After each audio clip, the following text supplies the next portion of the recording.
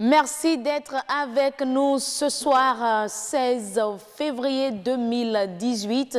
Nous sommes en fin de semaine et vous assistez ainsi à la dernière grande émission du soir sur BB24 pour le compte de cette semaine. On se dit à tout à l'heure.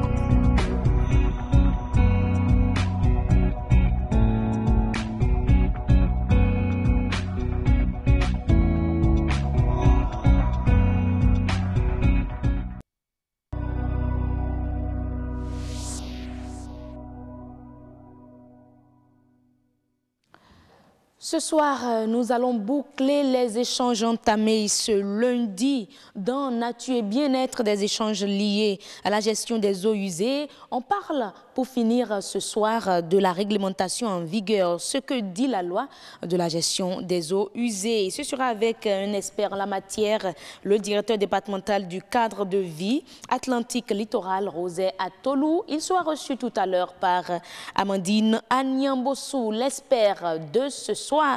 Notre expert s'appelle Alain Rouha, il est expert en énergie et avec lui, on parle de l'électrification rurale. Où en sommes-nous au Bénin?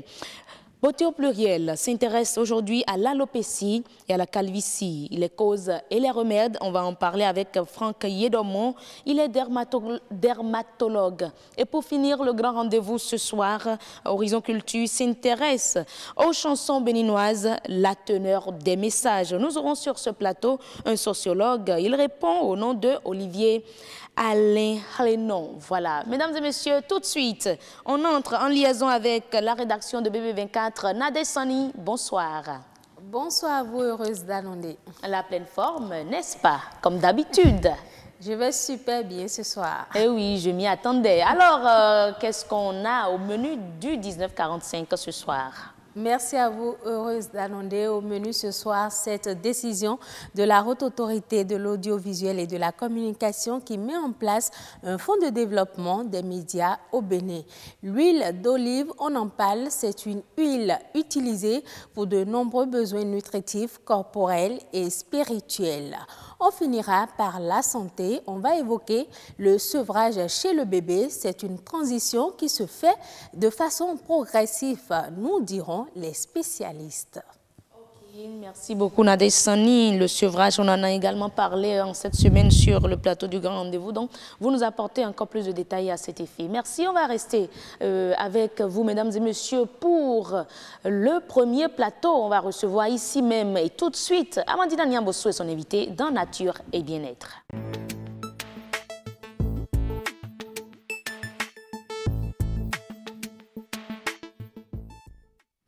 José Atolou, directeur départemental du cadre de vie Atlantique Littoral, c'est l'invité de ce soir de Nature et Bien-être précisément pour nous présenter la réglementation lorsqu'on parle de la gestion des eaux usées. Qu'est-ce que la loi dit? Nous aurons les détails après avoir suivi ce reportage. Chargés de toutes sortes de déchets, Les caniveaux sont la destination finale des eaux domestiques usées à Cotonou. Ils renferment des flots d'ordures qui nuisent à l'écosystème lagunaire. Il y a quartier Kadjemputa vers le sud, vers le nord c'est Weiho, l'est c'est Vodjekuta. Alors, tous les eaux usées viennent de ces trois quartiers-là et convergent vers le centre. Et ça nous perturbe beaucoup et nous avions fait une délégation pour aller voir les responsables municipaux et ils sont venus et ils ont drainé l'eau. Ils ont fait un caniveau qui a traversé le centre vers l'aéroport. La plupart des ménages évacuent les eaux dans la nature en raison de l'absence d'un réseau collectif d'assainissement. J'ai des puisards chez moi, donc quand je lave mes choses, ça va directement dans le puisard. J'ai un évier pour laver les affaires et quand je lave, ça va directement dans le tuyau d'évacuation. Le forage qu'on a fait, qu'on utilise souvent et le patron achète des produits, on introduit dans l'appareil, au fond de l'appareil, dans le trou qui nous purifie de l'eau qu'on utilise. Donc au début, quand on est venu ici, c'était pas comme ça en fait. C'est le patron, c'était un bas-fond complètement, c'était le patron qui a tout aménagé, tout ce caniveau que vous voyez, c'est lui qui a fait ça. Et du coup, quand on lave, l'eau va directement au bas-fond. Et pourtant, la loi cadre sur l'environnement se veut claire. Elle interdit l'évacuation des eaux usées vers les lagunes et les canaux relevant du domaine public. Là-dessus, les populations méritent d'être sensibilisées. Il y a l'incivisme de la population. Les gens déversent des ordures dans les caniveaux pour boucher les artères de l'eau. Et l'eau ne circule plus. Dès que l'eau est devenue stagnante, là, nous connaissons d'inondations. L'eau, source de vie, pourrait être source de maladie lorsqu'elle est mal gérée. Malgré les efforts consentis par la municipalité de Cotonou, la mauvaise gestion des eaux usées reste et demeure une équation à plusieurs inconnus. C'était donc un reportage réalisé par Christelle Tongodo. Christelle Tongodo que nous remercions au passage. Et on retrouve sur le plateau la fine fleur. Amandine Niambosso. Bonsoir, vous, heureuse d'annoncer. La pleine forme également à votre niveau. Oui. Eh oui. On est en fin de semaine, on amorce la descente. C'est vrai, la fatigue hier, mais bon, on tient le coup. Oui. Il le faut en fait. Il le faut vraiment. Vous êtes avec Rosé Atolou, comme je le disais tantôt, il est le directeur départemental du cadre de vie Atlantique Littoral. Comme vous le voyez déjà, monsieur Atolou, merci d'être là ce soir. Bonsoir. Oui, bonsoir madame. Vous portez bien, Très bien, famille? Très bien, on rend grâce à Dieu. Okay. C'est l'idéal. Alors Amandine, on va boucler la boucle aujourd'hui. Voilà, on va boucler aujourd'hui avec les eaux usées. Aujourd'hui, on parle de réglementation, d'infraction, de sanctions et de comment bien gérer nos eaux usées. Monsieur Rosé Atolou, merci pour votre disponibilité. Et dites-nous déjà, quand on parle des eaux usées, quelles sont les différentes infractions? D'accord, merci madame. Je salue les téléspectateurs et les téléspectatrices. Et quand on parle d'infractions en matière de gestion des eaux usées, il faut distinguer deux catégories. Il y a les ménages et il y a les unités industrielles. Vous savez, dans la plupart des maisons, quand les gens produisent les eaux usées, ils les déversent directement sur la voie publique ou bien carrément, ils les envoient dans les ouvrages d'assainissement. C'est interdit par les tests. Et pourtant, ils l'ont dit, hein? À visage découvert. À visage découvert. Et je me dis peut-être que c'est de l'ignorance, c'est de la méconnaissance des tests. Et c'est pour cela que je vous dis merci de nous inviter de temps en temps pour qu'on parle de cette thématique. Et la plupart, je sais, puisque quand on les convoque, ils disent « Ah tiens, on ne savait pas que les tests avaient prescrit des choses du genre. » Donc, le déversement sur la voie publique est interdit. Le déversement dans les ouvrages d'assainissement est aussi interdit. J'ai vu tout à l'heure dans l'élément qui passait, évidemment on en a parlé déjà la fois passée, et les unités de lavage automoto. Les eaux usées, c'est directement dans les ouvrages d'assainissement. C'est interdit. Il y a des verbalisations qui peuvent suivre.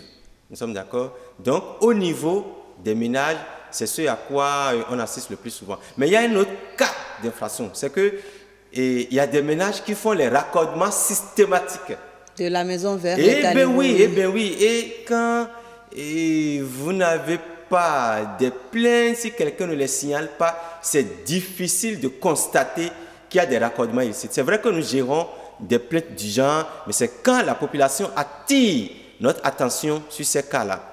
Ils sont dans le même voisinage peut-être et subitement, ils constatent que dans le voisinage des ouvrages d'assainissement, il y a des odeurs nauséabondes qui commencent par se dégager. Alors nous, d'investigation en investigation, on se rend compte que, tiens, sans doute, à ce niveau-là, il doit y avoir un raccordement illicite. Et là, c'est sévèrement sanctionné. C'est-à-dire qu'on coupe le raccordement illicite et puis on passe systématiquement à la verbalisation. La verbalisation concerne également les ménages, hein, comme je vous l'ai dit. Il est interdit, je le répète, il est interdit de déverser les eaux usées sur la voie publique. Maintenant, quand on surprend quelqu'un qui déverse les eaux usées sur la voie publique, qu'est-ce qui lui est réservé comme censure? Alors, quand on surprend quelqu'un comme ça, ou bien quand un citoyen il porte plainte pour dire à côté de ma maison tout le temps c'est des eaux usées sur la voie publique, nous on descend pour venir constater l'effectivité de la plainte. Mais l'eau usée déversée sur la voie publique, c'est déjà fait. Oui, c'est déjà fait, madame. Mais il faut constater d'abord. Oui. Il faut constater d'abord parce que nous, on est dans nos locaux. Un citoyen peut appeler pour dire, tiens, il se passe telle chose. Il faudrait descendre d'abord pour constater qu'effectivement, les eaux usées ont été déversées soit dans les ouvrages d'assainissement, soit sur la voie publique. Voilà. Une fois que c'est constaté, le mis en cause est convoqué. Il est convoqué. La plupart du temps, ils disent on n'était pas au courant des tests. Nous, on lui présente à nouveau ce que présentent les tests. Et après ça, il prend un engagement. Il prend un engagement et des fois, la verbalisation suit. Ce qui est écœurant la plupart du temps à Cotonou et ses environs, à la périphérie, c'est souvent les cours communes. Vous savez, dans les cours communes, c'est des locataires à gauche et à droite. Il y a au moins 8 ménages dans une seule maison. C'est très difficile.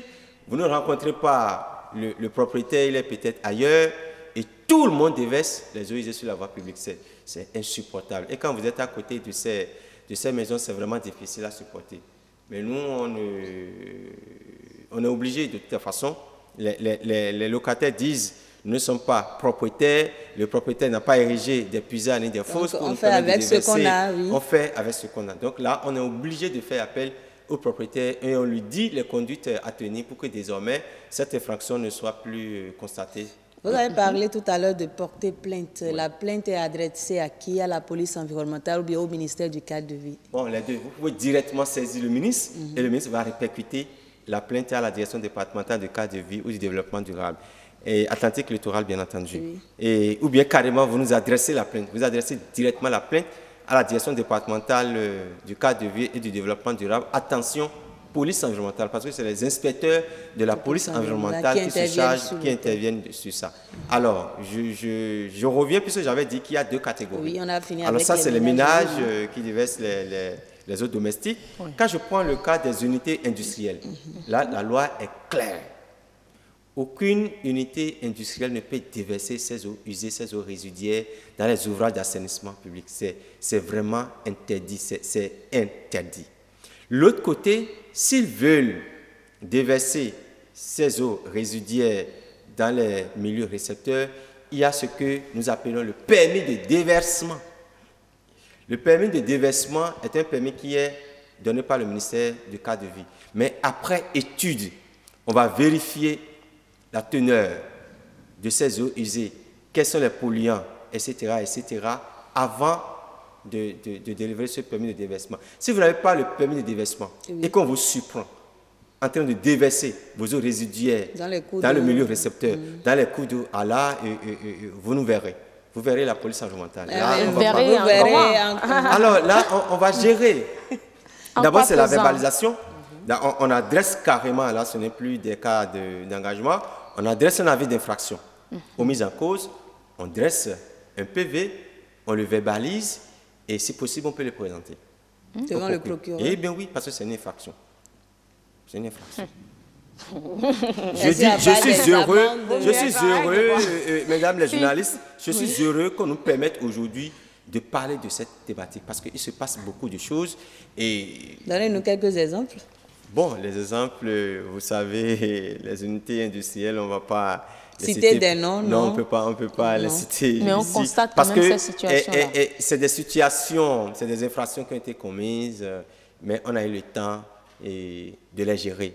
Et en matière d'émulation, ce n'est pas bien de citer encore le nom de ces unités industrielles. Si ils ont pu corriger les infractions, s'ils ont pu restaurer l'environnement, il faudrait les encourager, il faudrait les amener à ne plus commettre les infractions plutôt que de les dénoncer. Mais il y a quand même certaines unités qui persistent dans les infractions. Oui, il y a certaines unités qui persistent dans les infractions. Alors de Moi, ces au niveau des deux départements que je gère, au jour d'aujourd'hui, les unités industrielles, j'avoue, la plupart sont pas. De l'Atlantique littoral. De l'Atlantique littoral, c'est les deux départements que je gère. Je ne maîtrise pas trop ce qui se passe ailleurs, dans les autres départements. Même si vous savez un peu ce qui se passe ailleurs.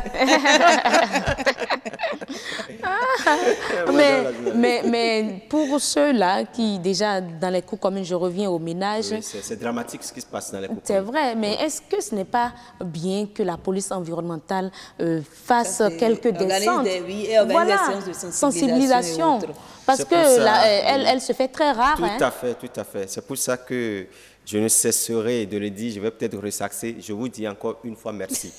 Et de nous inviter à parler de temps en temps de ces thématiques. C'est vrai, la police environnementale sensibilise. Nous sensibilisons beaucoup. Mais vous savez, des fois, la sanction peut accompagner, doit accompagner, j'allais dire, la sensibilisation. Parce que ce qui se passe dans nos villes, ce n'est pas possible.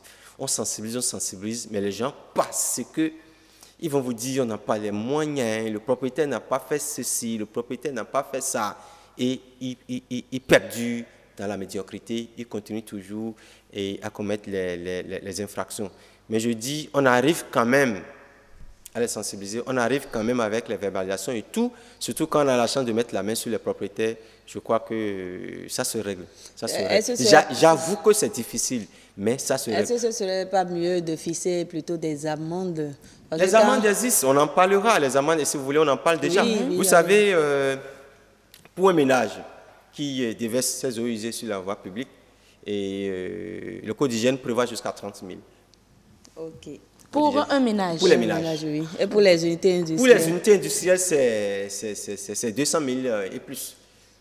Est-ce que maintenant, si après des prélèvements, on a l'assurance que le sol ou le sous-sol ou la nappe est polluée, les amendes, c'est en termes de millions. Ah oui, voilà.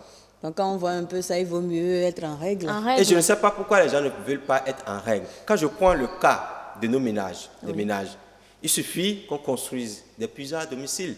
J'ai suivi une dame qui l'a dit tout à l'heure, Madame Routongi, si je ne m'abuse, elle a dit qu'elle a un puisard chez elle.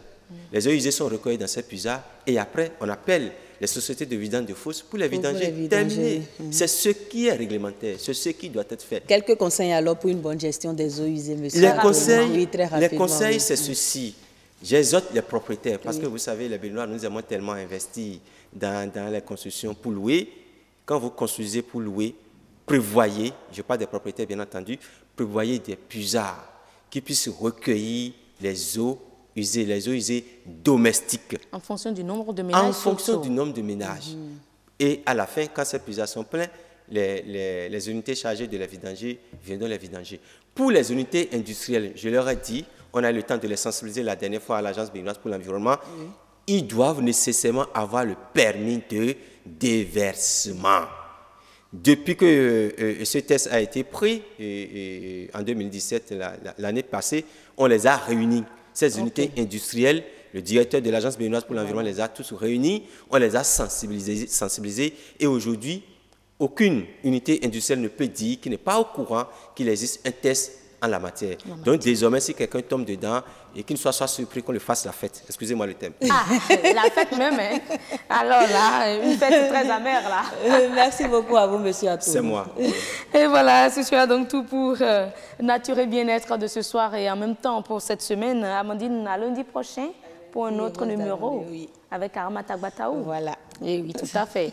Alors, mesdames et messieurs, après donc monsieur Rosé Atolou, nous allons recevoir ici monsieur Alain Roncha. Oui, il est expert en énergie. Et là, on parle avec lui de l'électrification rurale, là où nous en sommes au Bénin. L'expert tout de suite.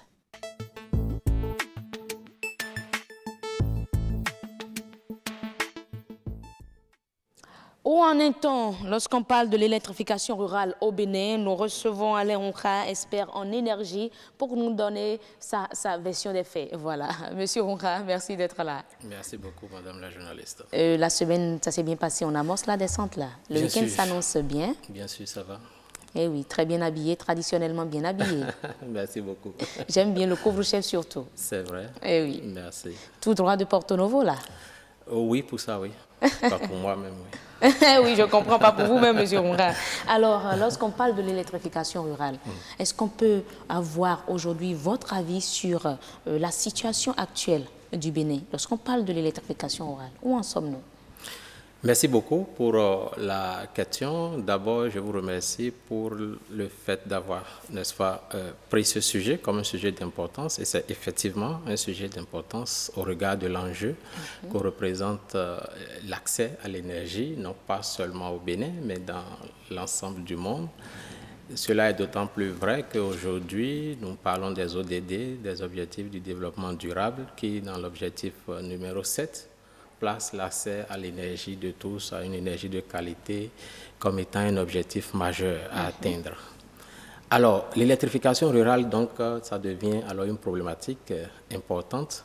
Au Bénin, un chiffre pour illustrer tout ceci, 6,9% en 2016. 6,9% en 2016, selon les chiffres officiels.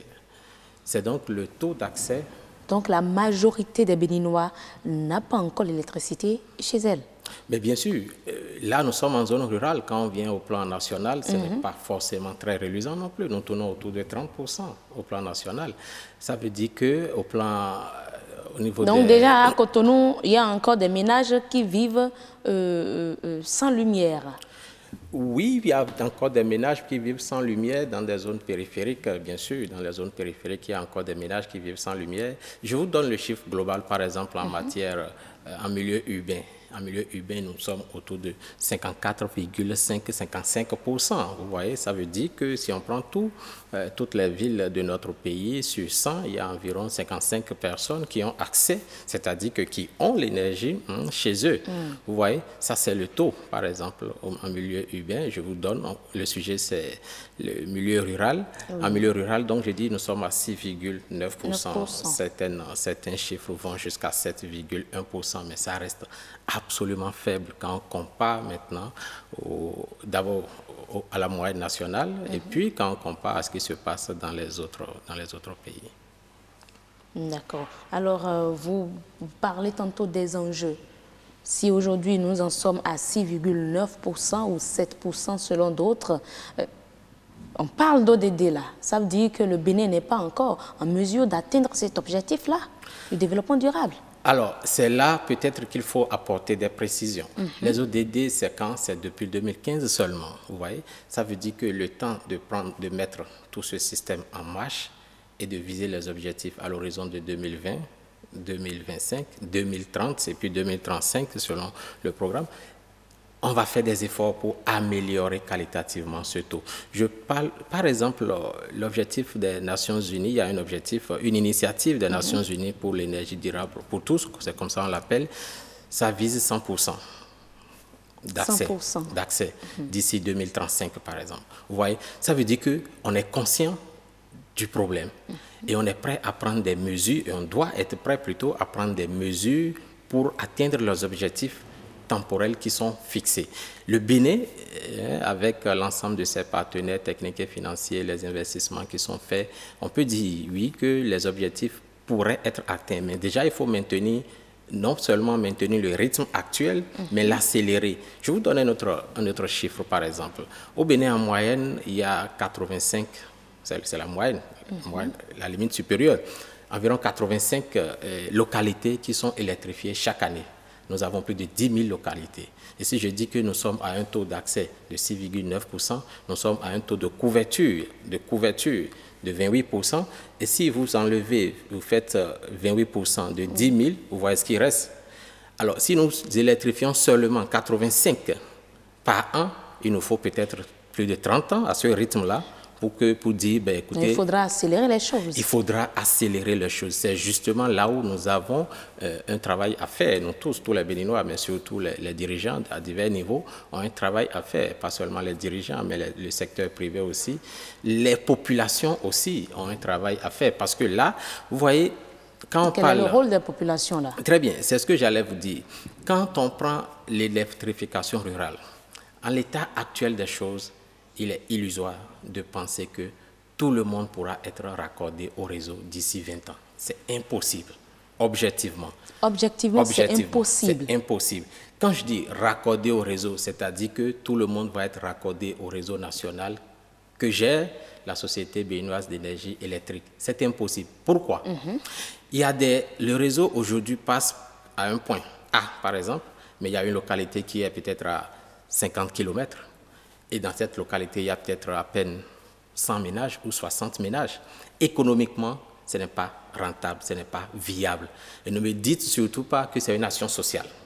Ne me dites surtout pas cela. Parce que je vais peut-être vous poser la question tout à l'heure, les enjeux d'une électrification rurale, je dirais, au point, voilà, 100% de l'électrification rurale, les enjeux de cela. Mais si vous dites que ce n'est pas économique pour la nation d'électrifier une zone qui est à environ 50 km de la source, quand même.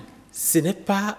Je ne dis pas de ne pas électrifier une zone qui est à 50 km, par exemple, de la source. Je dis qu'il faut techniquement faire une étude comparative des différentes solutions qui s'offrent. La solution du réseau, qui est la solution conventionnelle jusque-là, elle n'est pas économiquement rentable, elle n'est même pas durable. Alors, il y a d'autres solutions qu'il faut explorer. Et c'est là où j'en venais. Ce sont ces solutions qu'on appelle par exemple le renouvelable, les énergies renouvelables.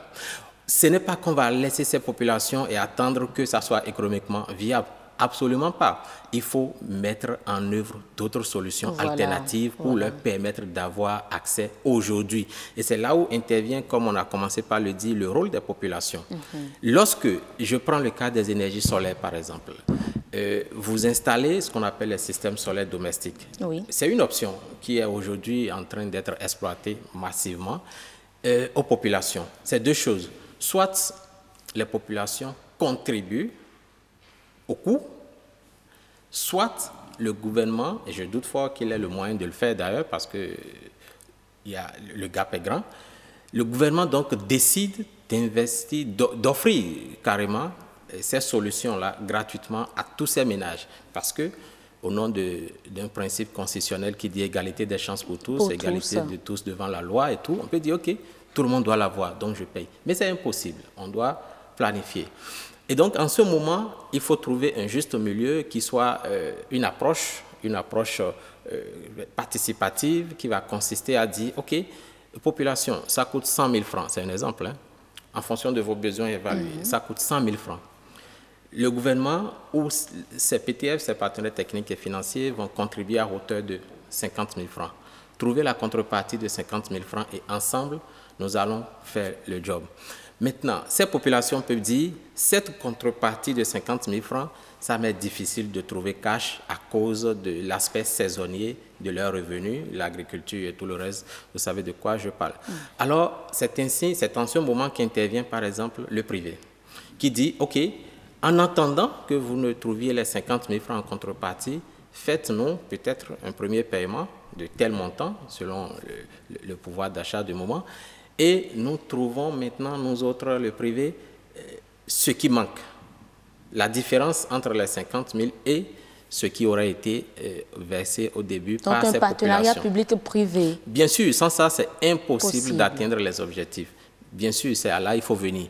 Mais il faut maintenant trouver un mécanisme pour que la population rurale, peut-être à 200 km de Cotonou, l'entreprise ou bien le privé en question est peut-être situé à Parakou et la population est à Boycon ou bien l'entreprise est à Cotonou pour ce qui est souvent le cas. Oui. Et puis l'autre côté, le client est à Tchoumi ou à Malanville et plus, ou bien quelque part à Djidja ou chez moi à Zobodome. Alors, vous ne trouvez pas l'argent, il ne paye pas. Il n'y a pas un engagement sérieux pour payer. Ce programme ne peut pas durer comme ça. Ça veut dire que si une première phase réussit à électrifier 200 ménages et qu'il fallait attendre les résultats de cette première phase, évaluer les succès avant de procéder à une seconde phase, on peut décider de s'arrêter à cette première phase parce que ça ne permet pas de refinancer, il n'y a pas le refinancement. Ouais, le mécanisme de refinancement n'est pas huilé. Alors, dans ces conditions, il faut impliquer fortement, c'est une proposition de solution, les élus locaux. Pour les associer à ces enjeux-là, il faut les impliquer fortement. Parce que les énergies renouvelables, ce n'est pas accessible à tout le monde. Installer cela chez soi, ce n'est pas facile. C'est ce qu'on dit. Oui. C'est ce qu'on dit, mais la qualité, c'est la réalité. La qualité a un prix. Vous savez, je dis souvent aux gens, avez-vous jamais calculé le prix de non-accès? Il faut d'abord commencer par calculer ce que ça coûte de ne pas avoir l'énergie chez soi et le comparer à ce que ça coûte de l'avoir et faire la différence. Qu'est-ce que ça coûte de ne pas l'avoir? Mais je prends un exemple très simple. Oui. Vous finissez ici aujourd'hui, vous rentrez chez vous à 18h et vous vous rendez compte que depuis le matin, quand vous êtes sorti, il n'y avait plus de courant et votre frigo est éteint. Tout ce qui est dedans, décongelé. En principe, tout ça doit être jeté. Vous vous rendez compte que vous ne pouvez pas, après avoir tout fatigué, vous avez bien envie de déstresser devant la télé, il n'y a pas de télévision. Mais ça, ce n'est pas encore très grave, il n'y a pas de lumière. Les enfants ne peuvent pas étudier. Les enfants ne peuvent pas étudier. Et tout. Quand on évalue économiquement cela, et cela est possible, quand on l'évalue économiquement, tout le monde, pourquoi le gouvernement met autant de milliards, vous pensez? Ça, c'est l'exemple des ménages. Mais prenons l'exemple des industries, des petites et moyennes entreprises qui travaillent et créent du revenu, créent de la richesse simplement à cause de ça. En absence de courant, il y a le collectif des investisseurs privés du Bénin qui a fait une étude, je suis tombé fortuitement sur le rapport, où on a vu que le délestage coûte à l'économie béninoise plus de 2 points du PIB, c'est-à-dire 2% du PIB. Le délestage. On a eu également le développement du chef de l'État lorsqu'il était face aux centrales syndicales également. Tout à fait. Tout à fait. Alors, quand vous avez ces données-là, vous vous dites que ça ne coûte pas cher d'investir dans l'énergie. C'est ce qu'il faut faire. Parce que la présence de l'énergie est un moteur pour le développement de l'économie. Je vais prendre des exemples très, très simples. Nous sommes en communauté rurale. Une maison qui n'a pas de revenus, mais qui a eu la chance d'avoir un microcrédit aux plus pauvres, bien quelle que soit la dénomination actuelle, 200 000 francs. Avec 200 000 francs, il n'avait... Peut-être qu'elle va décider de vendre de la tomate, mais la tomate, ça court les rues au village. Par contre, ce qui ne court pas les rues, c'est les sachets de glace. Alors, un frigo de, je ne sais pas, 100 000 ou 150 000 francs pour démarrer et les petites choses qui vont avec. Tout le village est content parce que maintenant, on a de l'eau fraîche, on a de la glace. Ou bien les boissons de la Sobebra. Tout le village est content parce qu'on a maintenant des boissons fraîches qu'on peut prendre à tout moment chez Madame Inks ou Monsieur Z. Mais sans l'électrification, impossible. C'est impossible. Donc, en faisant ainsi, vous voyez que déjà, il y a ce qu'on appelle une création de revenus pour ce ménage et une amélioration de son niveau de vie. C'est comme ça que ça se passe. Mais lorsque une industrie, petite soit-elle, de transformation d'acajou, par exemple, décide de s'implanter dans un milieu de production d'acajou, parce qu'actuellement, notre pays quand même est en train de prendre un peu d'essor de ce point de vue. Il y a les efforts du gouvernement dans ce secteur aussi. Mais il se rend compte qu'il faut d'abord investir pour les machines, les équipements. Mais il faut en plus investir maintenant pour l'énergie. Elle est découragée. Elle préfère peut-être le pays d'à côté ou bien une autre région où d'abord le pouvoir d'achat est plus élevé, l'énergie est disponible, la population est plus grande et donc les acheteurs, les potentiels clients sont plus élevés. Donc si je comprends bien, sans électrification, impossible d'avoir un pays industrialisé. Impossible, il n'y a pas à jouer avec les mots, c'est absolument impossible. En l'état actuel des choses, comment pouvez-vous le faire? Il faut être compétitif. Aucune industrie, aucun investisseur ne vient investir parce que le pays est beau ou parce que, ce qu'on a on a trop longtemps cru au Bénin, parce que le président est allé faire les salamalek ailleurs. C'est impossible. On va bien vous recevoir, mais à votre départ, quand on fait les calculs économiques de vannes, de tri, de durée de rentabilité et de tous ces coûts-là, on dira c'est bien beau, mais attendons encore un peu parce qu'ils n'ont pas encore réuni les conditions. Et aujourd'hui, nous disons l'énergie, ce n'est plus un luxe. Avant, c'était un produit de luxe. Oui. Mais aujourd'hui, c'est un facteur de production. C'est ça. C'est là où nous devons en venir. C'est un facteur de production. Donc, quand on en arrive là, il faut s'élever, il faut l'amener au rang des priorités pour les populations. Mais en retour, les populations que nous sommes devons aussi être prêts à payer le prix. Vous parliez tantôt des populations, vous parlez des populations, mais au niveau aujourd'hui du gouvernement qui est en place, quelle proposition avez-vous à le faire très rapidement pour boucler, afin qu'on puisse atteindre les objectifs de développement, au moins au niveau de l'électrification rurale? Oui, très rapidement. Très rapidement, la proposition phare que moi que je formule toujours partout d'ailleurs et que je vais encore formuler ici, c'est de mettre en place ce partenariat public-privé qui aura pour point de focus l'électrification rurale à travers la mise en place des fonds de garantie. À travers la mise en place des fonds de garantie qui permettent aux investisseurs privés, aux entreprises privées de prendre le risque de préfinancer pour être sûr qu'en cas de défaut de paiement du client final, le fonds pourra intervenir pour substituer. Mais avec la situation du pays, pourront-ils prendre ce risque-là, financièrement parlant, avec la situation économique du pays? Vous savez, la situation économique du pays est telle qu'elle est. Mais il faut aussi savoir dans quel secteur il faut investir vite pour que le développement, pour que la croissance prenne très vite. Il faut revoir les priorités. Il faut donc revoir les priorités et décider. Voilà. Merci beaucoup. Merci, Monsieur Orunha. On parlait donc avec vous de l'électrification rurale. Là où nous en sommes, nous sommes pratiquement à 7,1%. 7,6 et 6,9%. Vous avez fait vos propositions à l'endroit des communautés locales et également à l'endroit de notre gouvernement. Mesdames et messieurs, ce sera donc tout pour Espère. En même temps, nous allons recevoir l'invité de Horizon Culture pour parler des chansons béninoises. La teneur de ces messages. À tout de suite.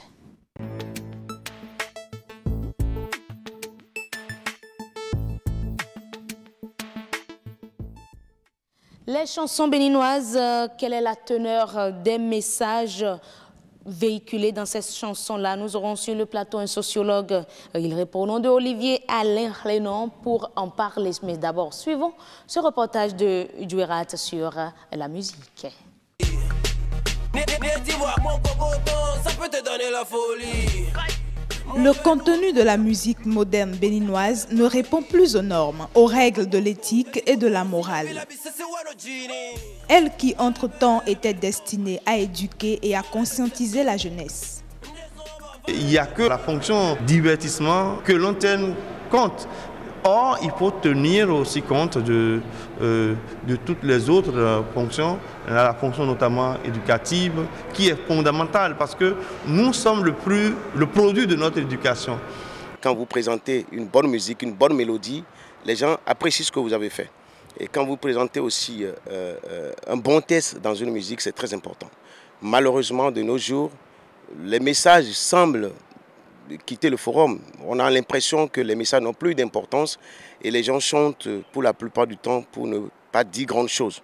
La musique moderne, au fait, ce n'est pas en réalité une mauvaise chose, mais on constate de nos jours que souvent, ça ne véhicule pas de bons conseils. Au fait, tout est bâclé.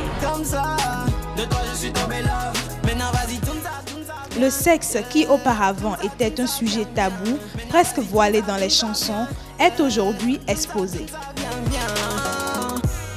La musique moderne spécialement, elle a vécu aussi le sexe. Le sexe avec des mots qui ne disent pas forcément le sexe, mais qui tournent autour du sexe, qui tournent autour du pot, comme on dit. Et la jeunesse, qui est presque livrée à elle-même, consomme tout et cherche à se comporter comme les vedettes de la musique béninoise. Elle copie tout ce qu'elle voit dans les clips dans les moindres détails. L'effet d'imitation qui est un effet important dans le processus d'éducation, ce même effet-là se retrouve ici à travers les chansons. Vous allez voir qu'il y a beaucoup de jeunes ou d'enfants qui veulent faire comme des artistes. Le piercing, il y en a qui font le tatouage, il y en a qui font les cheveux. Quand vous incitez les gens à la violence, par exemple, si quelqu'un me fait, je lui coupe la tête, si quelqu'un me fait ça, je fais ci, je fais ça. Quand les gens écoutent ça, les gens se l'approprient. Et du coup, il suffit seulement qu'un artiste s'habille d'une certaine manière. Vous allez voir que les gens commencent pas à s'habiller dans la rue. Donc, nous devons faire attention beaucoup à notre physique, au message que nous véhiculons. Ça conduit plusieurs jeunes à la débauche, à la délinquance au fait. Parce que les jeunes ont tendance à copier en réalité, en toute intégralité, ce qu'ils constatent chez les chanteurs et au fait aussi à suivre à la lettre les messages qu'ils apprennent dans les musique moderne, ce qui n'est pas, en fait, qui n'agit pas dans le bon sens quand même de l'éducation de la jeunesse. Pour une meilleure éducation de la couche juvénile à travers le contenu des chansons, un regard attentif et critique doit être accordé aux paroles des chansons et aux messages véhiculés. Quand ce que vous avez à dire n'a pas d'importance, n'a pas de tenue, n'a pas de consistance, quand ce que vous avez dit n'est pas quelque chose qu'on peut relayer au niveau des enfants, qu'on peut relayer au niveau des grandes personnes, eh bien là, il y a un problème. Donc c'est pourquoi nous, tous les jours que le bon Dieu fait, nous essayons quand même de sensibiliser nos jeunes frères, de sensibiliser nos amis pour que vraiment, qu'ils revoient un peu leur test pour ne pas choquer souvent les gens. N'en parlons plus. Comme l'artiste française Michel Thor, je ne jugerai pas quelqu'un à travers ses chansons. Chacun a ses idées. Chacun ses idées, peut-être bien. Et voilà, chacun a ses idées. Nous aurons sur ce plateau les idées du sociologue Olivier Alain Clénon sur le sujet, les chansons béninoises, les messages véhiculés par ces chansons, quel impact ces messages peuvent avoir sur la société. On est avec M. Alain Clénon. Merci d'être avec nous. C'est moi. Bonsoir. Bonsoir, madame. Alors, vous avez suivi le reportage avec moi, votre appréciation, votre lecture des choses. Merci beaucoup. Non, je pense que le constat, tout le monde le fait. Aujourd'hui que nous sommes emballés dans un mouvement, j'ai envie de dire presque mondial, où les rythmes et les chansons n'ont plus de frontières. Mais le vrai problème qui se pose, quelle chanson pour quel peuple? Quelle chanson pour quel citoyen? Vous savez, notre vie, de notre naissance à notre mort, est rythmée par le chant. Qu'il s'agisse du milieu traditionnel ou du milieu que nous considérons aujourd'hui comme le milieu moderne. Et comment? C'est rythmé parce qu'à votre naissance déjà, vous passez, il y a un certain nombre de rites qu'on vous applique.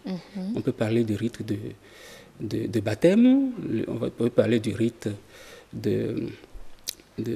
beaucoup de rites d'initiation. On peut parler la cérémonie de sortie, la circoncision. Et toutes ces étapes de la vie sociale sont rythmées par des chants. Et on a la capacité, en entendant simplement un chant, d'y rattacher un événement social spécifique. Vous comprenez? Ça veut dire que quoi? Ça veut dire qu'en réalité, les chansons ne sortent pas de n'importe où. Et les chansons, n'étant pas sorties de n'importe où, ne peuvent pas aller n'importe où non plus. Elles ne peuvent pas renvoyer à n'importe quoi. Et c'est ça le vrai problème. Mais est-ce que ce n'est pas ce à quoi on assiste aujourd'hui, des chansons qui sortent de n'importe où pour aller n'importe où et n'importe comment et pour dire n'importe quoi? Oui, mais ça, on commet l'erreur d'accuser à brûle-pourpoint les artistes. Non, à brûle-pourpoint les artistes. Les artistes. Ah bon, mais pourtant, ce sont eux qui sont au cœur de la chose là. On va revenir sur le sujet, on va poursuivre les échanges tout à l'heure, après avoir suivi, si vous me permettez, après avoir suivi le journal avec Nadège Sani. Alors Nadège, on vous retourne l'antenne pour le 19h45.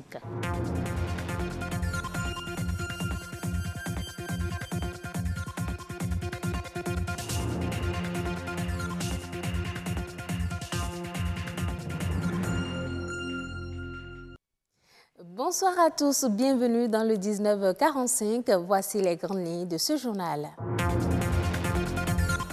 L'ARAC veut mettre en place sous peu un fonds de développement des médias au Bénin. L'annonce a été faite hier au siège de l'institution par le président aux médias.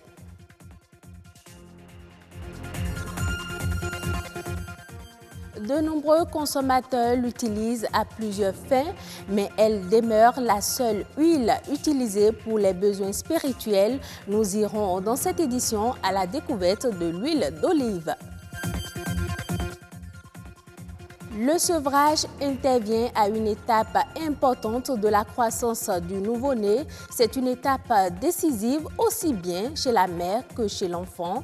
Dans cette édition, les conseils du nutritionniste.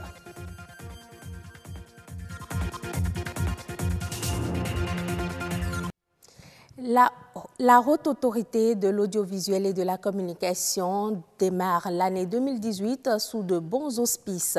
L'institution ambitionne mettre en place sous peu un fonds de développement des médias au Bénin. C'est le président Adam Bonitessi en personne qui a annoncé la nouvelle aux médias ce jeudi au siège de l'institution. Les précisions dans ce reportage signé Edmond Moubo, Patrick Adjagboudjou. La HAC, la Haute Autorité de l'Audiovisuel et de la Communication, l'instance de régulation dans les médias au Bénin. Elle s'emploie, dans la limite des prérogatives que la loi lui confère, à aider les professionnels au respect de la déontologie et de l'éthique. Sa mission est régie par la Constitution.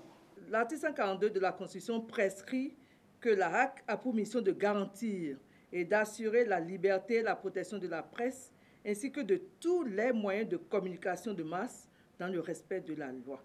Donc, tout doit se faire dans le respect de la loi. Et l'article 1er de la loi organique qui régit la HAC prescrit que la HAC a pour mission de veiller à ce que la communication audiovisuelle soit libre, donc la liberté de la presse, et toute personne a droit à l'information.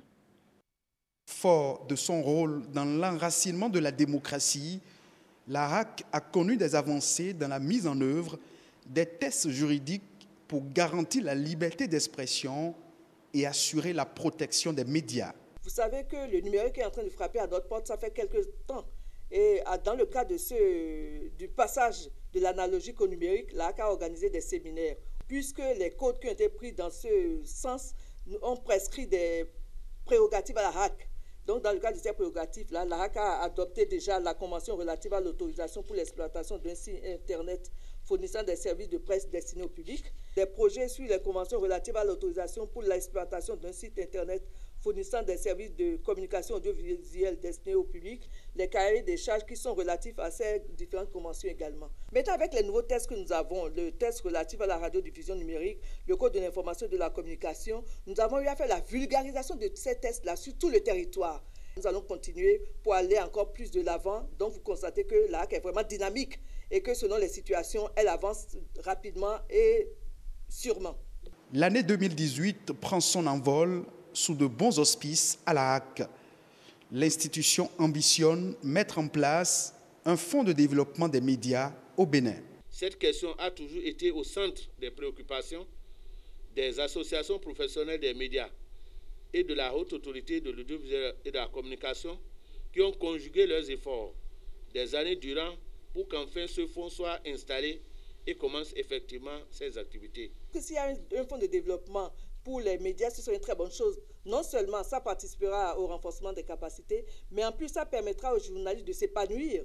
L'un des défis auxquels les conseillers de la HAC comptent désormais s'atteler est la mise en application des instruments de régulation des médias en ligne. Un secteur tout nouveau dans l'espace des médias dont le respect de la déontologie préoccupe les conseillers de la Haute Autorité de l'Audiovisuel et de la Communication. Elle est utilisée partout dans le monde pour des besoins nutritifs, corporels et spirituels. Elle est conçue comme l'huile à saveur exceptionnelle dans la gastronomie. Au Bénin, de nombreux consommateurs l'utilisent, mais elle reste la seule huile utilisée pour les besoins spirituels. De quelle huile s'agit-il? Découvrons-la à travers ce reportage réalisé par Aliou Alaka et Gloria Oni. L'huile d'olive est classée comme l'huile renfermant plus de vertus thérapeutiques, nutritionnelles et spirituelles. L'huile d'olive extra vierge est reconnue pour ses bienfaits tant pour la santé que pour la beauté. Vous avez aussi certaines vitamines, dont la vitamine E et la vitamine K. Ces vitamines sont des vitamines à la fois. L'une est une vitamine qu'on sollicite comme antioxydant, l'autre une vitamine qui aide beaucoup à la formation des os et puis qui joue un rôle anticoagulant, un rôle de coagulation au niveau du sang. Elle est appréciée pour ses graisses monoinsaturées pouvant protéger contre les maladies cardiovasculaires. À l'origine, l'huile d'olive est considérée comme un symbole de paix, de sagesse et de bénédiction. Aujourd'hui, les hommes spirituels y communiquent le mystère et elle devient l'huile d'onction. Voilà, pour la consacrer, il faut la mettre sur l'autel, prier là-dessus pendant des jours avant qu'elle devienne consacrée. Pour ceux qui en raffolent physiquement comme spirituellement, l'huile d'olive est un excellent allié pour réguler le taux de cholestérol dans l'organisme. Médecins et fidèles en témoignent. L'huile d'olive va également nous permettre de diminuer la tension artérielle, réguler le taux de cholestérol dans le sang. Parce que les triglycérides que l'huile d'olive contient vont assurer un bon fonctionnement comment on appelle, des lipoprotéines de haute densité qui ont la propriété d'acheminer le mauvais cholestérol vers le foie qui va les détruire, ce qui va favoriser une diminution de la tension artérielle.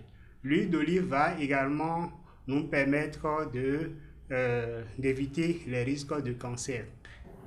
Je ne me sentais pas du tout bien, ma santé n'y était pas du tout, mais avec l'onction que l'homme de Dieu, le prophète, appliquait quotidiennement à chaque mois, je me suis retrouvée, j'ai été délivrée, ma santé est revenue et je me porte très bien parce qu'il est écrit dans les Écritures saintes que l'onction brise les jougs. Sa consommation spirituelle brise les jougs et celle physique embellit la peau et garantit un bon état de santé.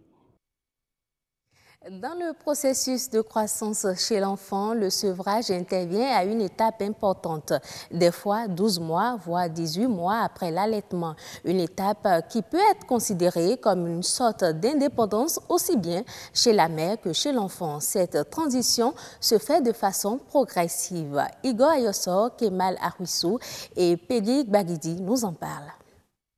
Grève de la tétée. Cessation de l'allaitement, diminution de la fréquence de consommation du lait maternel. Tels se présentent quelques signes d'un sevrage probable pour le bébé.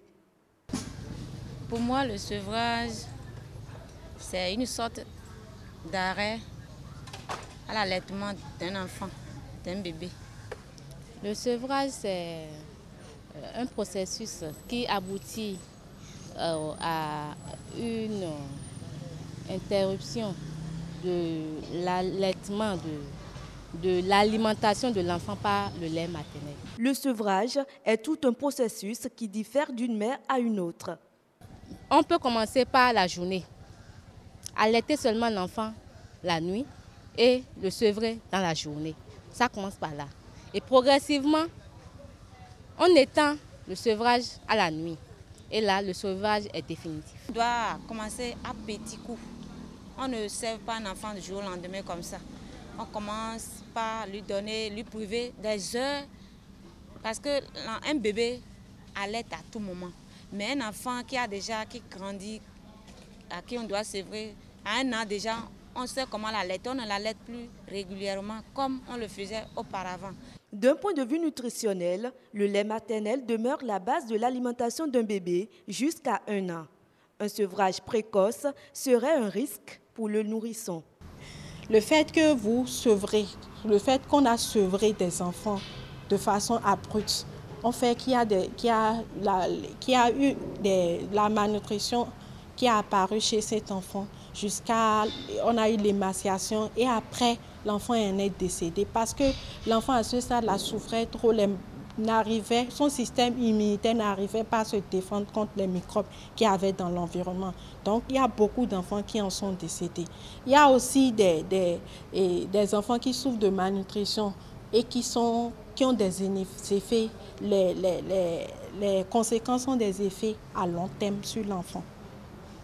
C'est-à-dire que l'enfant, souvent la plupart des cas, les enfants ne sont pas aussi intelligents que ceux qui ont été vraiment sevrés tout doucement jusqu'à 2 ans. Sevrer un enfant, oui, mais s'assurer de l'équilibre de son régime alimentaire est important pour garantir sa bonne santé. La production africaine de café pourrait croître de 2 à 3 millions de tonnes par an d'ici 2023. Selon le président de l'Association africaine des cafés fins, la hausse escomptée sera le résultat des efforts entrepris non seulement du côté de l'accroissement des superficies cultivées, mais aussi du point de vue de la diversification des variétés et de l'amélioration des pratiques culturelles. Au Nigeria, la production de sésame devrait s'élever à un niveau record de 700 000 tonnes pour la campagne 2017-2018. Ce volume est bien au-dessus des 500 000 tonnes produites habituellement. Le gouvernement s'est engagé à soutenir les producteurs à travers un fonds de 6 milliards de naira destiné à faciliter l'accès à des semences améliorées et à accroître le nombre des exportations. Merci de votre fidélité. À bientôt. Merci Nadège Sani. À bientôt. Alors, mesdames et messieurs, voilà, on va poursuivre donc le grand rendez-vous après le journal avec la présentation de Nadège Sani. Nous allons poursuivre les échanges ici avec notre expert sociologue qui nous parlait tantôt des chansons béninoises, la teneur des messages. On va poursuivre les échanges avec M. Alain Renon. M. Alain Renon, on parlait donc de la responsabilité des artistes. Oui, la responsabilité des artistes, il ne me revient pas de dire que les artistes n'ont rien à voir avec ce que nous observons aujourd'hui comme délitement au niveau de la conscience collective. Mais ce que je veux dire, c'est quoi? Les artistes, en réalité, ne sont que le produit de la société. Ils répondent aujourd'hui à ce que la société est. Parce qu'en réalité, il y a un grand penseur qui dit que chacun de nous pense n'agir que par lui-même, alors qu'il n'est qu'un jouet entre les mains de la société. Comment est-ce que cela s'explique? Quand vous prenez aujourd'hui un artiste qui dit des choses dans ses chansons et qui choquent le public, mais il n'est pas né d'un arbre. Il vient forcément de quelque part. Il vient d'une famille. Qu'il soit orphelin ou pas, il a forcément des gens autour de lui. Du moment où il continue de garder l'identité d'être humain, il est forcément membre de la société. Et il est en interaction permanente avec cette société-là. Quelles sont les valeurs que cette société lui transmet? Je vous ai parlé de ce que notre vie, de notre naissance à notre décès, est rythmée par le chant. Mais avant d'être rythmée par le chant, notre vie est soumise à des normes, à des valeurs que les normes arrivent pour encadrer. Quel a été le processus de socialisation de l'acteur social que nous considérons aujourd'hui comme chanteur? Quel a été son parcours social? Quels sont les regards que l'on porte sur lui? Donc, le message ou les messages qu'un artiste véhicule dans ses chansons ne sont que le reflet de sa personnalité. C'est le reflet de la société, c'est le reflet de sa personnalité, mais sa personnalité dépend de la société dans laquelle... qu'il a décrété à travers les rapports interpersonnels. C'est aussi simple que ça. Aujourd'hui, quand un jeune se découvre la vocation de chanter, qu'est-ce que ses parents lui disent par rapport à cette option, par rapport à ce choix? Quand il choisit de faire le reggae, quand il choisit de faire le kaka ou un autre rythme, quel est l'accompagnement familial qui suit cela? S'il n'y a pas d'accompagnement social, on ne serait pas surpris qu'ils viennent raconter, excusez le terme, n'importe quoi. Mais quand bien même il aurait cet accompagnement, quelles sont les valeurs que la famille porte et lui transmette pour qu'il en soit le transmetteur au plan public? Ce sont ces questions-là qu'il faut se poser. Si on peut s'offusquer. Il y a même une responsabilité qui est imputée aux parents. Mais bien sûr. Même. Qu'est-ce que la chanson? Qu'est-ce que la chanson? C'est de la parole mise en musique, non? C'est de ça qu'il s'agit. Bon, laissons le chanteur et demandons-nous le type de parole que nous faisons circuler aujourd'hui dans la société. Posons-nous simplement la question. Et vous vous apercevrez qu'en réalité, l'artiste est dans un mouvement qui le porte et il profite de cela. Il profite de cela parce qu'il y a un public qui l'analyse. Ne pensons pas, c'est des acteurs rationnels, ne pensons pas, même si un jeune vient et raconte des choses et qu'il y a une catégorie de personnes qui s'en offusquent, attention, il a son public. Et avant Il a son public, effectivement, et je donnerai même un exemple. Il y a même vous êtes à des occasions, à des endroits donnés, il y a des sonneries, des téléphones qui sonnent, des personnes, je dirais même des sages. Voilà. Et quand vous entendez la sonnerie, on se dit, vous vous demandez, mais comment est-ce que lui, il peut écouter ça? Ça veut dire que quoi? À un moment donné, il y a une rupture. Il y a une rupture avec les valeurs. Chacun de nous n'a plus d'identité sociale en tant que telle. Notre identité est désincarnée. Et si notre identité est désincarnée, nos comportements seront désincarnés, comportements au rang dans lequel je mets la chanson. C'est aussi simple que ça. Et donc, cela ne veut pas dire que l'artiste n'a pas de responsabilité, parce qu'en réalité, un artiste, c'est comme un poète. Un artiste, c'est comme un poète. L'artiste, c'est celui qui regarde la société et qui prend la charge, qui se donne la responsabilité justement, soit de la décrire ou de dénoncer des comportements que lui, il considère comme attentatoires à la vie en communauté. Et quand vous expliquez un peu, vous définissez ainsi l'artiste, je retrouve parfaitement les anciens ou bien les premiers artistes que nous avons eus. Et on se demande si ce métier-là d'hier à aujourd'hui, si ça a changé carrément. C'est une autre génération d'artistes que nous avons maintenant. Dans une société en perpétuelle, je ne vais pas dire évolution, je préfère dire changement. La société est en perpétuel changement. Je ne dis pas que la société se modernise, mais je considère simplement que la société est en perpétuel changement. Ce changement est le reflet des changements au niveau de nos familles, des changements au niveau de l'école, des changements au niveau de la société en général. C'est-à-dire que tous les espaces de socialisation, il y a eu un changement. Aujourd'hui, quand vous prenez votre enfant et que vous l'entendez fredonner une chanson que vous, par exemple, vous n'avez peut-être jamais entendue. Qu'on n'ose même pas jouer. Une chanson que vous avez souvent peut-être entendue, mais dans laquelle vous ne vous retrouvez pas. Mais votre enfant se retrouve à chanter cela. Qu'est-ce que cela vous fait? Vous vous posez la question, mais d'où est-ce que cela vient? Aussi. D'où est-ce que tu es allé chercher cela? Mais ça veut dire qu'à un certain moment, le parent a perdu le contrôle. De par son absence pour le travail, de par son absence pour la formation, de par son absence pour d'autres occupations professionnelles. C'est ça le problème. Et notre famille s'est nucléarisée, c'est-à-dire que c'est papa, c'est maman et les enfants. Quand le jeune diplômé doit sortir pour chercher de quoi nourrir la famille, qu'est-ce qui s'occupe de l'enfant? C'est la domestique. La domestique a reçu quelle éducation? Elle fonctionne sur la base de quelles valeurs? Et donc, c'est autrui qui prend en charge incidemment l'éducation de votre enfant. Cela va de soi que la télévision, qui devient son accompagnateur fidèle, que ce qu'il retrouve au niveau de la télévision devienne son éducateur. Et qu'est-ce qu'on passe sur nos chaînes de télévision et de radio? En réalité, le problème, ce n'est pas que notre société change, c'est qu'il nous manque un moment de synthèse. Nous sommes dans un monde sans frontières. Ça, nous pouvons peu de choses contre. Mais il faut qu'à un moment donné, on se dise, il faut que nous opérions un choix. Il faut que nous donnions un moment de synthèse. Ce que nous voyons à la télé, ce que nous voyons sur les médias, ce que nous voyons dans les réseaux sociaux, il faut qu'il y ait un moment de synthèse pour opérer des choix. opérer des choix sur la base de ce qui fonde notre identité. Si nous ne faisons pas cela, nous serons toujours surpris de constater qu'il y a des artistes, qu'il y a des gens qui disent des choses, qui choquent certains, mais dans lesquels d'autres se retrouvent parfaitement.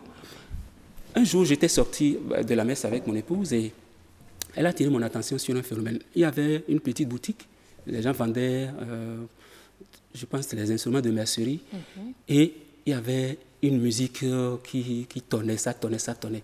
Elle dit, mais écoute ce qu'il chante. J'ai dit, j'ai arrêté la circulation, j'ai écouté. Il disait, je peux tuer quelqu'un et répandre son sang sur mon fétiche. En quoi cela te regarde-t-il? Il dit, je peux tuer quelqu'un et répandre son sang sur mon fétiche. En quoi cela te regarde-t-il? Est-ce que là, vous ne trouvez pas que même les autorités au haut niveau ont démissionné? Mais bien sûr, les autorités ont démissionné. Je vous ai parlé des différents milieux de socialisation. Les parents ont démissionné ou bien ont été amenés à démissionner.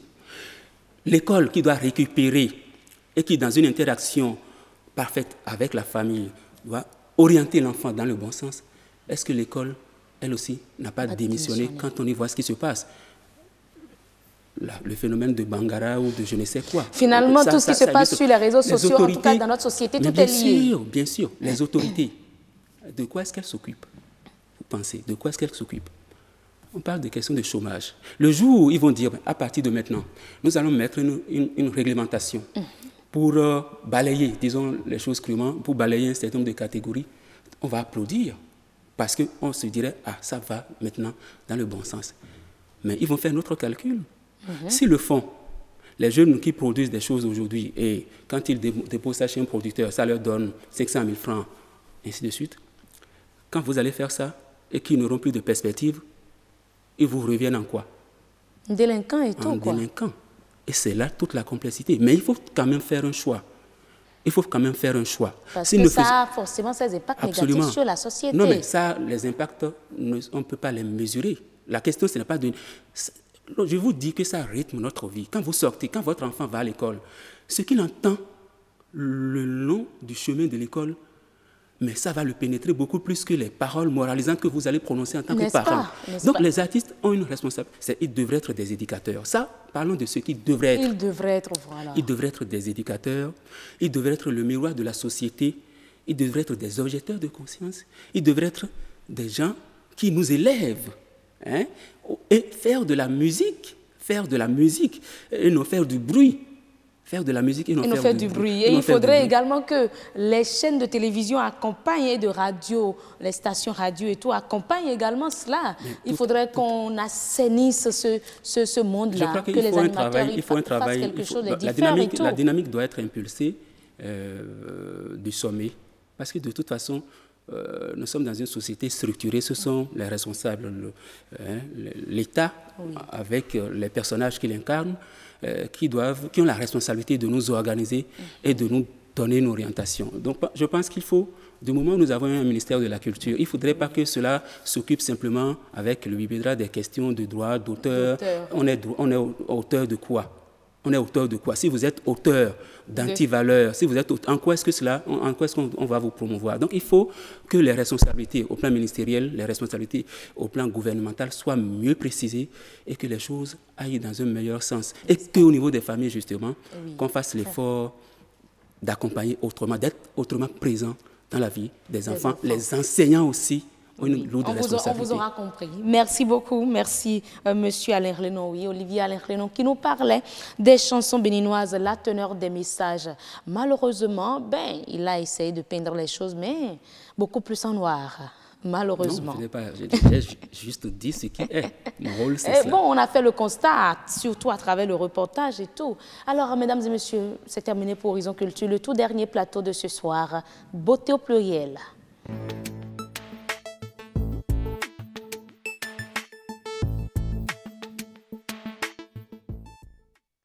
Alopécie, calvitie, cause et remède, on en parle avec un dermatologue, et oui, qu'on ne présente plus. Il était déjà sur ce plateau il y a quelques semaines. Franck Yedomon, c'est de lui qu'il s'agit. On va le recevoir tout à l'heure après avoir suivi ce reportage. En forme de spirale et secs pour la plupart, les cheveux crépus peinent souvent à prendre de la longueur. Les cheveux, c'est comme toutes les cellules de notre corps. Et notre corps grandit, il évolue quand on mange et quand on mange bien. Maintenant, quand vous mangez en bonne quantité, en bonne qualité, ce qui fait la substance de vos cheveux, c'est-à-dire les minéraux, le fer, le calcium, ce qui se trouve dans la poudre de baobab, dans la betterave, dans le bissap, vos cheveux poussent beaucoup. Certaines coiffures favorisent la perte du cheveu, voire des cas d'alopécie. Pour pallier ces dysfonctionnements, l'utilisation des produits à base de plantes médicinales est possible et permet le développement rapide des cheveux. C'est des racines de plantes qui contribuent à la poussée des cheveux. Avec ça, nous traitons les cas sévères de cheveux qui sont partis. Il y a des femmes dont les cheveux partent et la partie devient lisse. Et c'est des cas très très sévères. À des moments donnés, on n'arrive pas à faire pousser les cheveux là parce qu'il n'y a plus de follicules qui existent. Donc c'est quand les follicules sont encore en place et que les cheveux ne sortent pas, on fait les soins en les activant pour qu'ils recommencent pas à travailler. Il est également possible d'utiliser plusieurs huiles pour le traitement des cheveux. Mais les soins varient selon le cas et les résultats souhaités.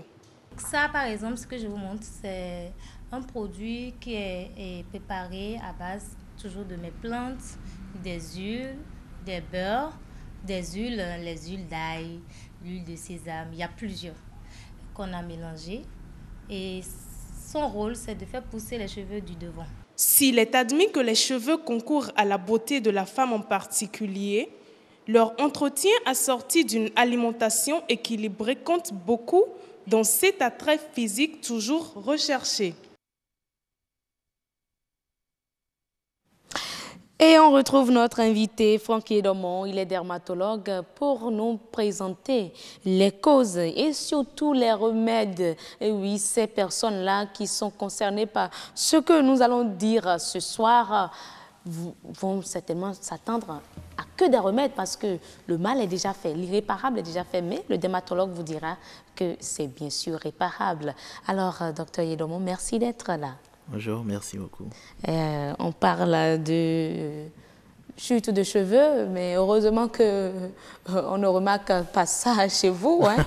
Heureusement, tout est encore au point. Merci. Alors, lorsqu'on parle de calvitie, alopécie et tout, de quoi il s'agit?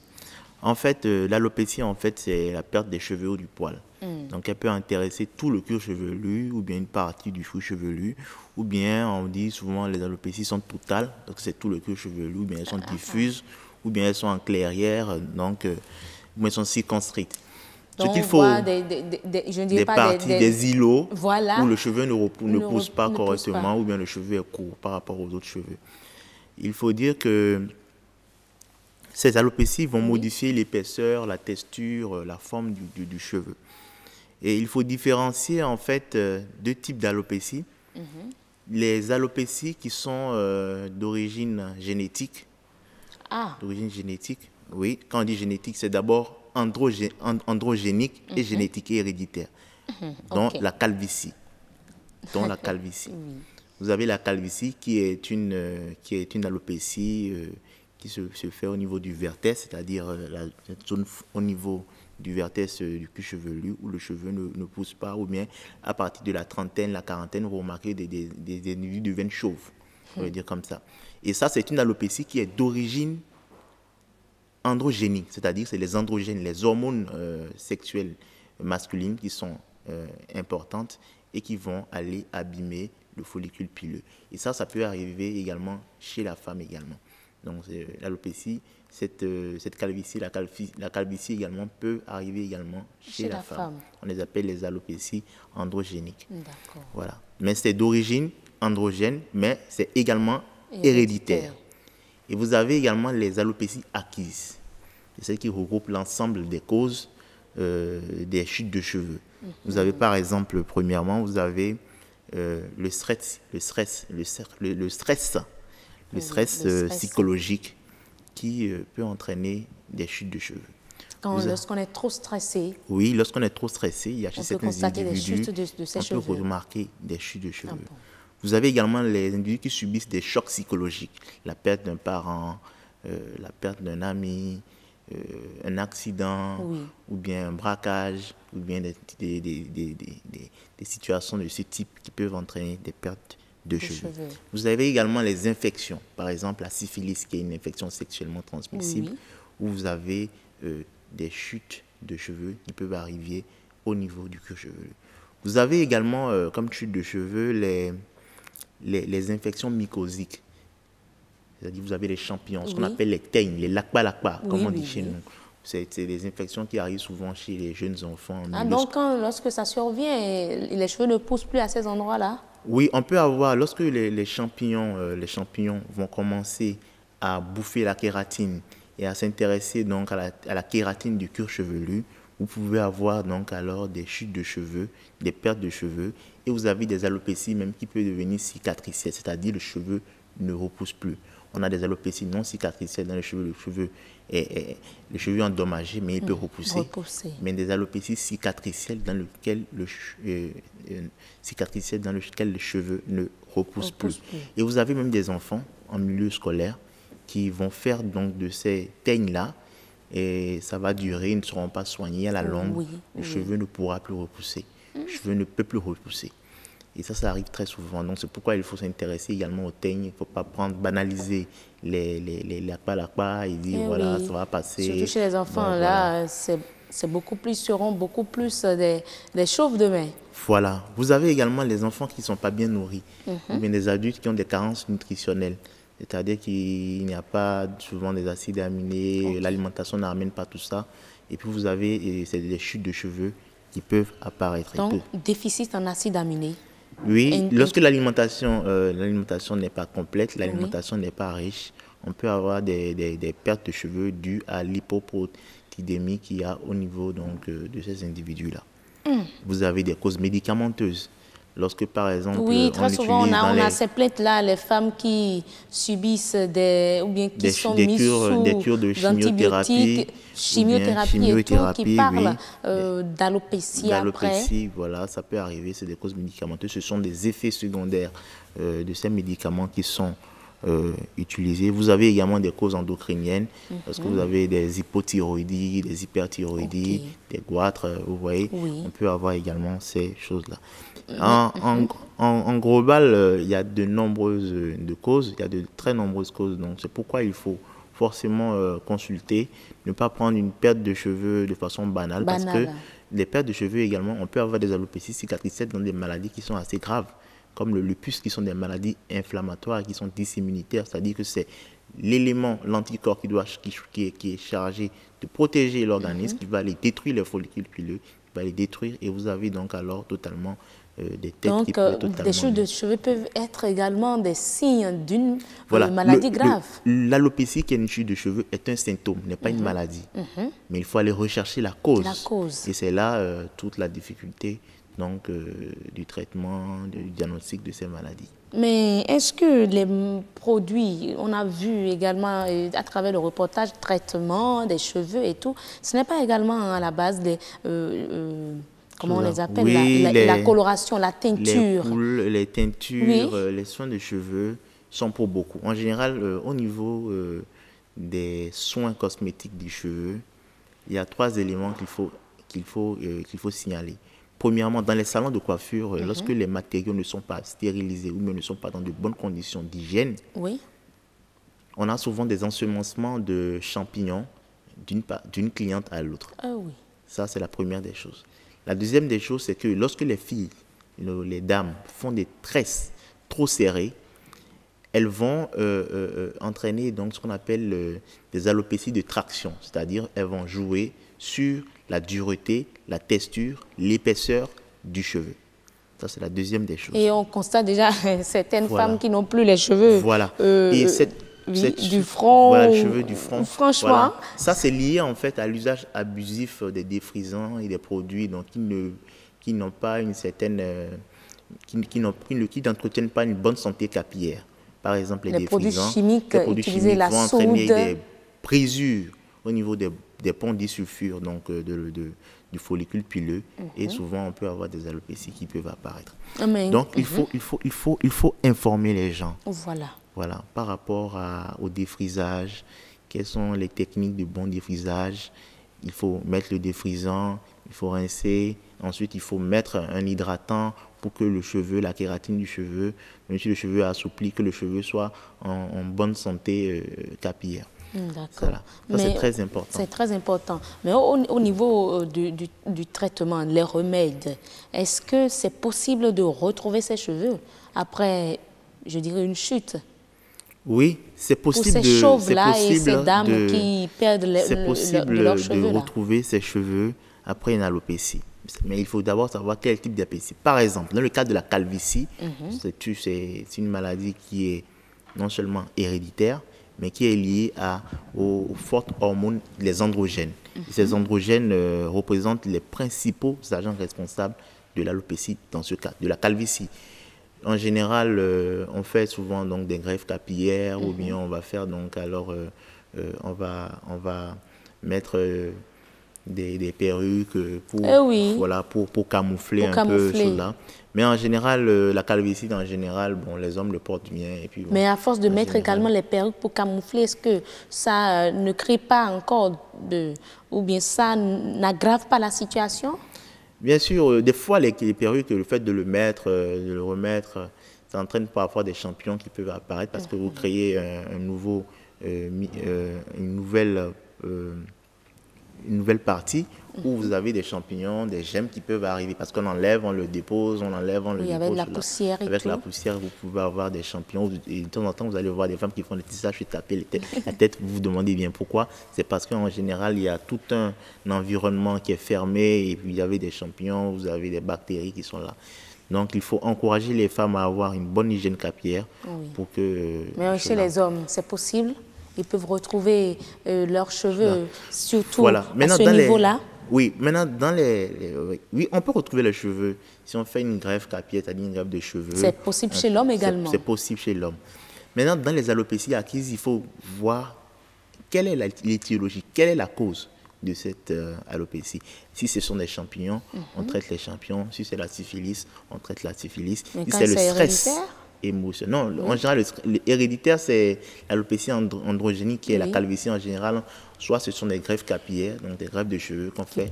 Sinon, mais en général, au Bénin, peu de patients consultent pour une calvitie. La calvitie, c'est héréditaire, c'est génétique. C'est naturel. D'abord, je dirais même la mode, c'est le rasage. Hein, oui, souvent ils se rasent. Et même, ils sont même séduisants, hein, les hommes qui ont la calvitie. Donc, je n'ai pas de calvitie encore, mais bon. Mais ce n'est pas un problème en général, un motif de consultation fréquent chez la calvitie. Non, les hommes le portent très bien. Très bien. Oui. Merci beaucoup. Voilà. Merci, docteur Yedomon, Franck Yedomon, dermatologue, qui nous parlait de l'alopécie et de la calvitie. Les causes et les remèdes, on les a eus dans ce élément, dans cette rubrique beauté au pluriel qui vient ainsi mettre un terme à votre émission ce soir. Mesdames et messieurs, avant de prendre congé de vous, voici la météo en rappel.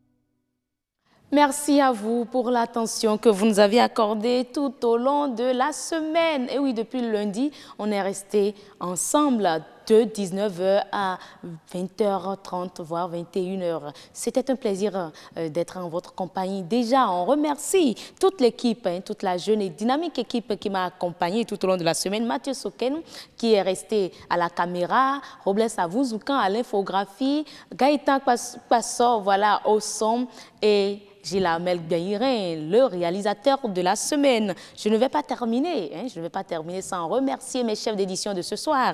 Et oui, Marcel Betoro et Patrick Adjagodou. Merci à vous pour la coordination. Mesdames et messieurs, et voilà, c'est terminé. On se dit à lundi. Lundi, vous serez avec Karamat Aguatao, si tout va bien. D'ici là, portez-vous très bien.